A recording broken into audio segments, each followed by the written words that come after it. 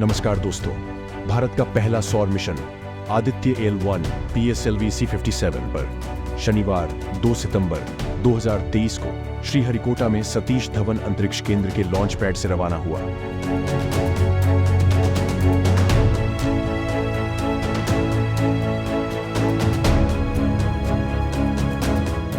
एक 127 दिनों की यात्रा के बाद भारत का पहला सौर मिशन आदित्य L1 अंतरिक्ष यान अपनी अंतिम कक्षा में सफलतापूर्वक प्रवेश करता है, जो उसका वांछित गंतव्य है, जहां से वह अगले 5 वर्षों तक सूर्य का अवलोकन करेगा। अंतरिक्ष यान को L1 मतलब लग्रेंज 1 बिंदु के चारों ओर एक कक्षा में जाना है, जो पृथ्वी सूर्य प्रणाली के 5 स्थानों में से एक है, जहां दोनों के गुरुत्वाकर्षण प्रभाव एक दूसरे को लगभग रद्द कर देते हैं। यह किसी अंतरिक्ष यान को खड़ा करने और सूर्य का अवलोकन करने के लिए अपेक्षाकृत स्थिर बिंदु है।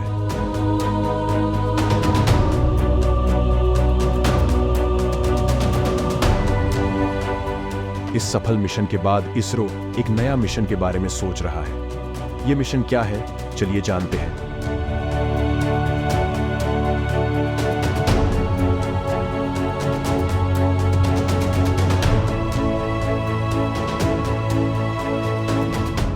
हाल ही में भारतीय अंतरिक्ष अनुसंधान संगठन इसरो के नए अध्यक्ष ने घोषणा की है कि दिसंबर 2024 तक वीनस मिशन को लॉन्च कर दिया जाएगा।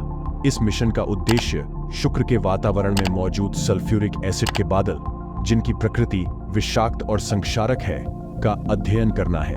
इससे पहले national aeronautics and space administration NASA ने शुक्र के लिए 2 नए रोबोटिक मिशन डाविंची प्लस और वेरिटस की घोषणा की थी।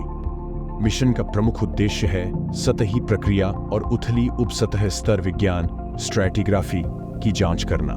शुक्र की उपसतह का अब तक कोई पूर्व अवलोकन नहीं किया गया है।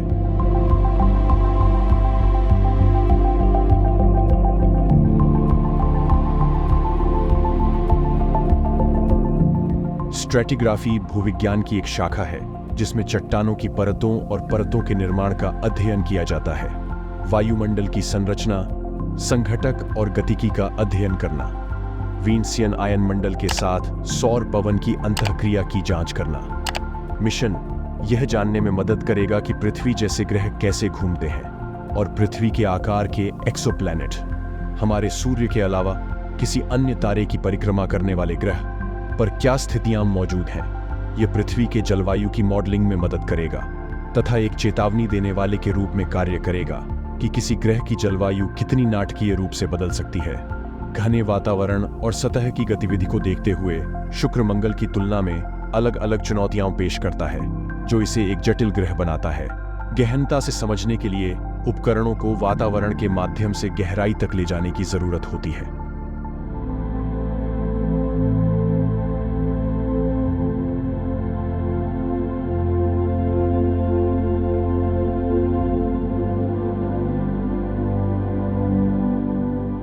अंतरिक्ष एजेंसी अंतरिक्षयान पर जिन उपकरणों का उपयोग करने की योजना बना रही है, उनमें एक उच्च resolution synthetic aperture radar SAR है, जो ग्रह के चारों ओर बादलों, जो दृश्यता को कम करता है, के बावजूद शुक्र की सतह की जांच करेगा।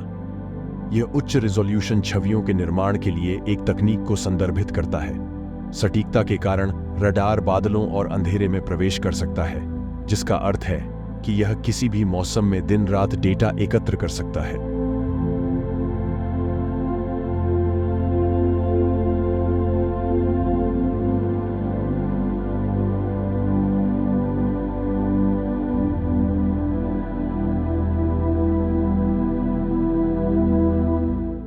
शुक्र ग्रह, इसका नाम प्रेम और सुंदरता की रोमन देवी के नाम पर रखा गया है। सूर्य से दूरी के हिसाब से यह दूसरा तथा द्रव्यमान और आकार में छठा बड़ा ग्रह है। यह चंद्रमा के बाद रात के समय आकाश में दूसरी सबसे चमकीली प्राकृतिक वस्तु है। शायद यही कारण है कि यह पहला ग्रह था जो दूसरी सहस्राब्दी ईसा पूर्व में आकाश में अपनी गति के कारण जाना गया। हमारे सौरमंडल के अन्य ग्रहों के विपरीत शुक्र और यूरेनस अपनी धुरी पर दक्षिणावर्त घूमते हैं। कार्बन डाइऑक्साइड की उच्च सांद्रता के कारण यह सौरमंडल का सबसे गर्म ग्रह है, जो एक तीव्र ग्रीन हाउस प्रभाव पैदा करता है। शुक्र ग्रह पर एक दिन पृथ्वी के 1 वर्ष से ज्यादा लंबा होता है।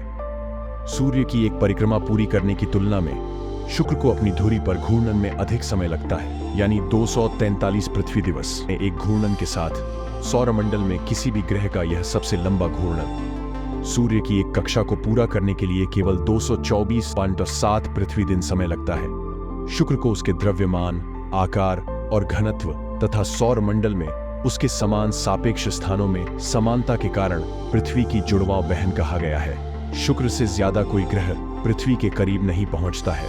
अपने निकटतम स्तर पर यह चंद्रमा के अलावा पृथ्वी का सबसे निकटतम बड़ा पिंड है। शुक्र का वायुमंडलीय दाब पृथ्वी से 90 गुना अधिक है।